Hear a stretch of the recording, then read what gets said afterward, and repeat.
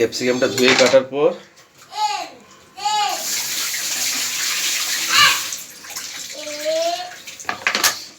আর বীজগুলো দেওয়া চলবে না, কারণ এই পনিরের এটা করলে চিলি পনিরের ক্যাপসিকাম পনির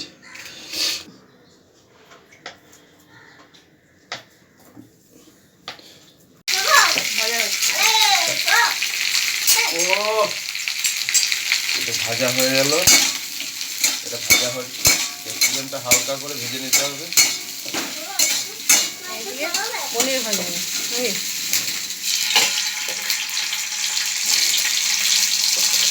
পনিরটাকে তেলে ভাজতে হবে ব্লক করে।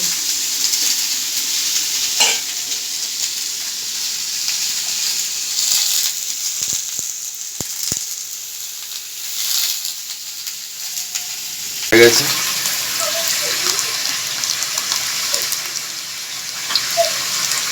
বেশি ভাজলে শক্ত হয়ে যাবে, তাই গরম মশলা আর লঙ্কা ফোড়ন দেওয়া হয়েছে। এবারে মশলা দেওয়া হবে, মশলা পেস্ট করা আছে।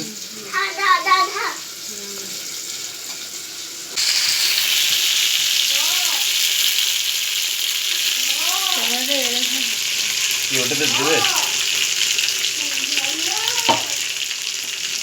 সব করে রাখো এবারে। এটা ভাই দেবো।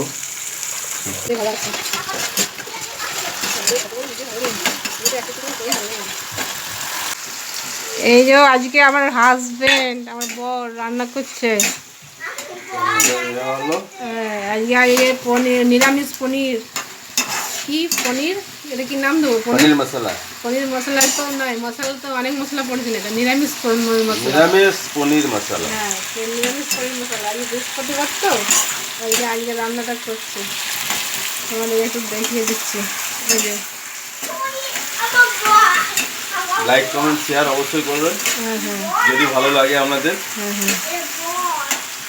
অবশ্য আমাদের খাওয়াতে পারছি না, আমার বাড়িতে যারা যারা আসবেন তাদেরকে অবশ্যই আমি বানিয়ে খাওয়াবো। আর এই রান্নার রেসিপিটা দেখে যদি ভালো লাগে তাহলে অবশ্যই লাইক কমেন্ট শেয়ার করবেন। আর আপনারা নিজেরাও বাড়িতে ট্রাই করুন, দেখুন, আশা করি ভালো লাগবে। পনির মশলা, টমেটোটা, এরপর দেওয়া হবে ক্যাপসিকামটা।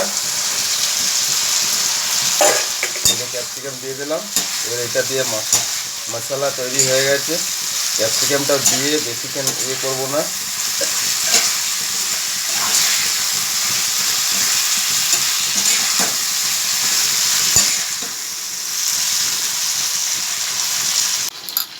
দই দিয়ে দিলাম 4-5 চামচের মতো, যেমন পনির হবে তার উপরে ডিপেন্ড করবে।